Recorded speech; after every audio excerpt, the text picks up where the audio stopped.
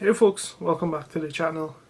And now that we're halfway through the year, I thought it would kind of be fun to look back on all the books that I've read and just kind of pick out my favorite books for the year so far and my favorite series for the year so far.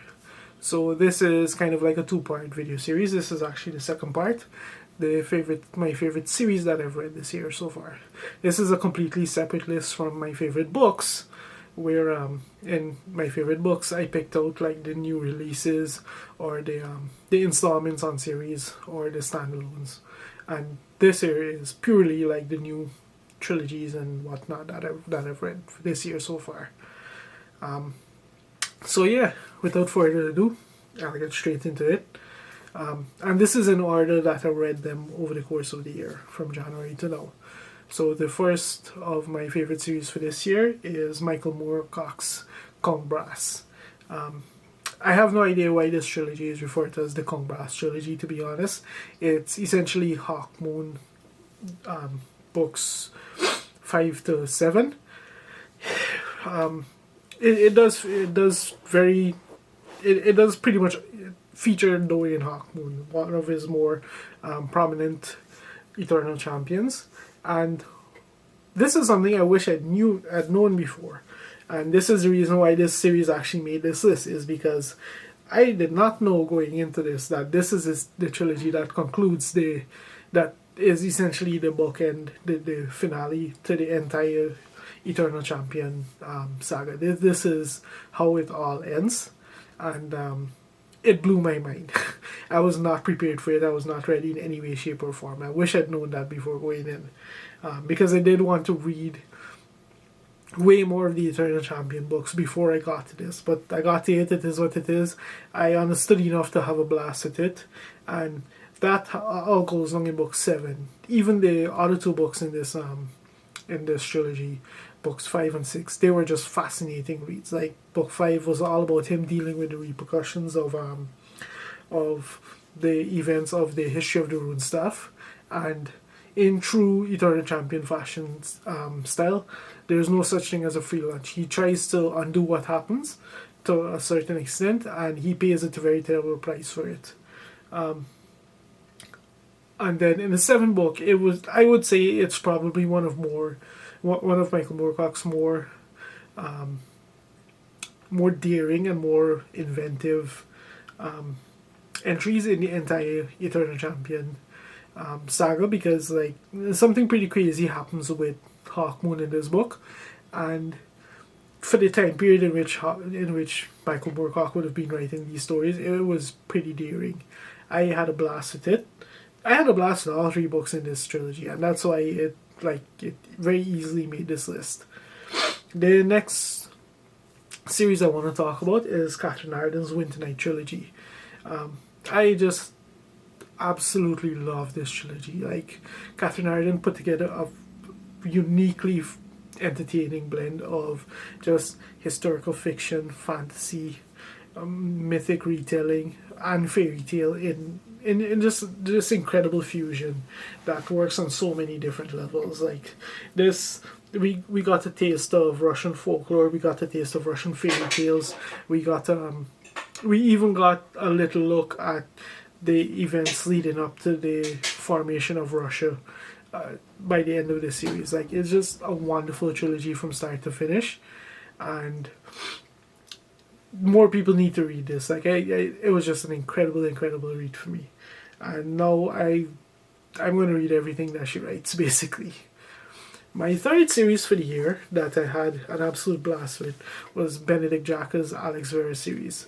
Now, this series became a very high priority read for me this year after I tried the first book in Benedict Jacka's new series last year, and that was my book of 2023. I absolutely love that book. So I knew I had to get to the Alex Vera series pronto this year, and it did not disappoint. Like, Alex Vera is just an utterly entertaining series, urban fantasy series, because of some of the decisions that Benedict Jacka makes. I would actually say that it's superior to Dresden in certain ways, mainly in that the series came to a conclusion at the perfect time for it. that made the most sense. Even aside from that, like it's just everything we love about urban fantasy done very in a very entertaining, very precise manner. Like Benedict Jack is good. No doubt about it. This guy is very good, and Alex Verus was just a blast from start to finish. Definitely, I would say between this and Dresden, it's now well no Dresden will always be number one, but Alex Verus is a very solid number two for my favorite urban fantasy series of all time. Next is a series that's a booktube darling that I honestly wasn't sure how I would react to going into it. Usually when books are this hyped on by influencers, like I'm very skeptical and very tentative to approach them. I don't expect to enjoy them as much as people say like, oh, you'll enjoy them. And that series is James Islington's Lycanius.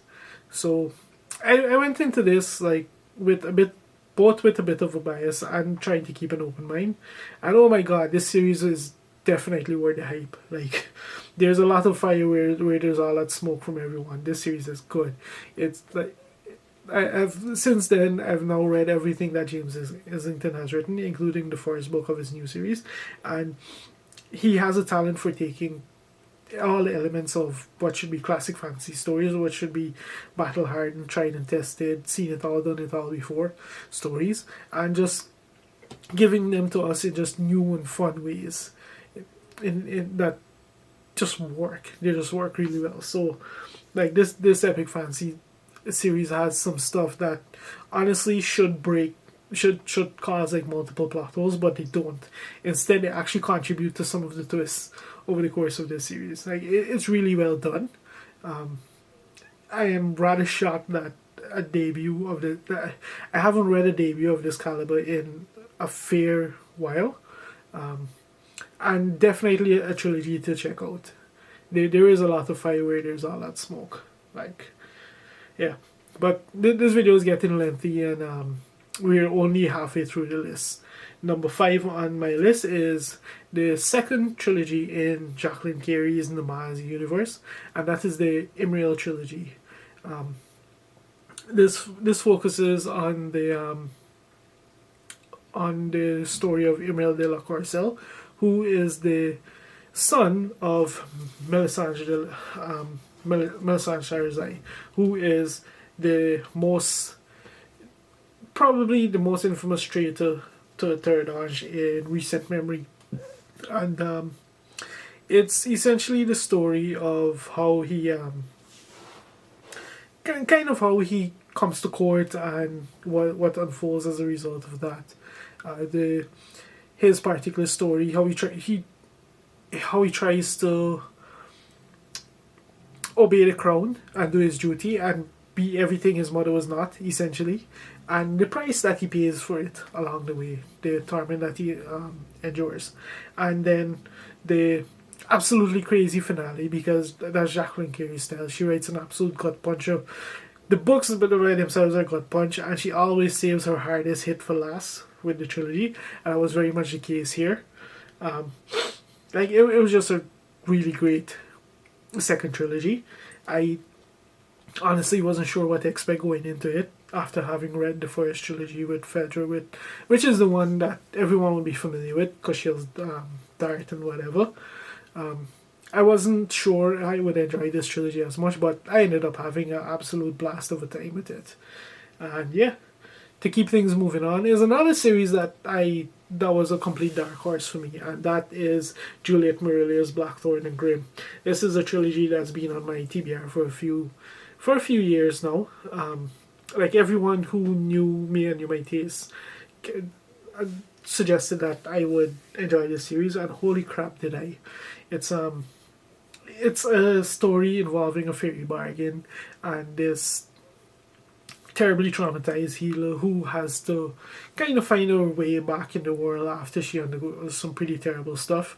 Along for the ride with her is Grimm, a fellow prisoner who escapes with her, and they kind of have to. It's like a kind of fun family story. They kind of they have to fulfill their terms, their half of the fairy bargain, and along the way they get embroiled in just these rich fairy mysteries, and it's truly strange, truly magical fairy magic that they get embroiled in all three books.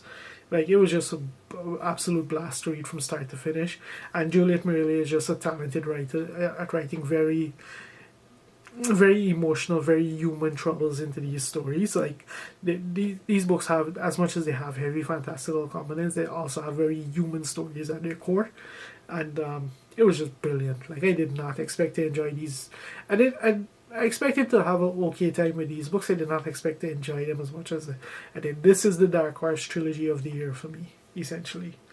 But anyway, to keep things moving along at number 7 for the year, I have Ken Liu's Dandelion Dynasty. I had high expectations for this series. Like it sounded like it would be something right up my alley. I just never got around to it until I joined BookTube and I saw all the hype for it. And I finally got to it, and I enjoyed it every bit as much as I expected, even more so. Ken Liu crafts an extremely nuanced and extremely intricate quartet here. Like, I don't think I can really think of any epic fantasy series that achieves in 4 books what he does with these books. Like these books are just, they're incredible. They're truly incredible. They're epic fantasy unlike anything I've read so far. They have at their core they have a very classic story that to tell, but at the same time everything is just done in this new and creative way that it was just entertaining from start to finish. Like Ken Liu draws very heavily on just the history, a lot of history, and just he pulls from so many different sources. Like it's just fascinating. Like it's extremely rich. It's extremely layered in what he does, and it's just a brilliant series. It's unlike, like I said, it's unlike any other epic fantasy series I can think of, and it's a series that it just continues to grow in my mind the more time that passes since thing. Like in terms of intricacy, the only other series I can really think of is maybe like Malazan, and Malazan, or maybe the entire Cosmere, and even those they take more books and use more space to do what Ken Liu does in 4 books. Like it's just fascinating, absolutely fascinating. Definitely a series you need to try if you're even remotely interested in it. If you're an epic fantasy reader of any kind, not one to be missed. But to keep things moving along, at number 8 I have Glenn Cook's The Dread Empire, which is the first series I've read from him in over a decade after I had an absolute blast with The Black Company. It's been far too long, and The Dread Empire was just an entertaining ride from start to finish. It's a bang of a series. Like everyone, like I knew going into this that Glenn Cook had a heavy influence on Malazan, on Stephen Erickson's early books, but there are parts in here that it was essentially reading Dead House Gates. How heavily drawn on it was for that book. Like there are some characters in here, like you could literally, when you read them, you recognize them from the Malazan books. It was like, if someone accused Stephen Erickson of plagiarism, if they were to look at these 2 books, he would have a hard time defending himself. But I kind of tend to err on the side of him just paying homage to these books. It is what it is. Like the series was a blast. Unfortunately, it ends. It has a good ending, but not a particularly strong one, because it was initially projected to be 14 books, and at book 7, someone stole the 8th manuscript from Glenn Cook's home, and it kind of broke his momentum in the series, and he ended up just kind of letting it languish for almost 25 years. 25 years. He only really wrote the 8th book when the series was getting republished by Nightshade, and they wanted him to essentially they convinced him to write a concluding volume.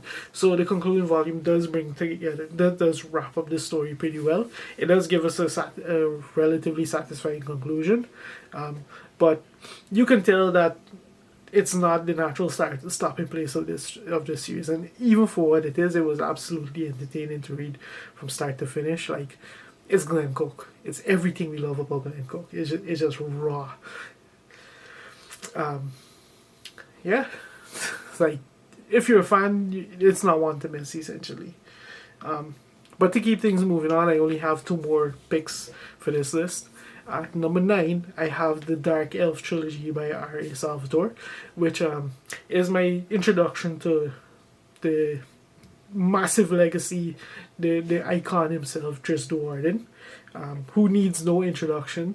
He's probably the most infamous white-haired swordsman of that particular trope probably since the very first one himself, Elric. In fantasy, he's definitely the most infamous example.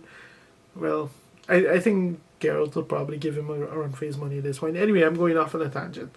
This is my introduction to Drist, and it's because I actually have like you can see him over my shoulder. I actually have the first 4 anniversary edition, 25th anniversary editions, and they have this as book 1. This entire trilogy as book 1. I did not realize in publication order that this is technically books 4 to 7. Anyway,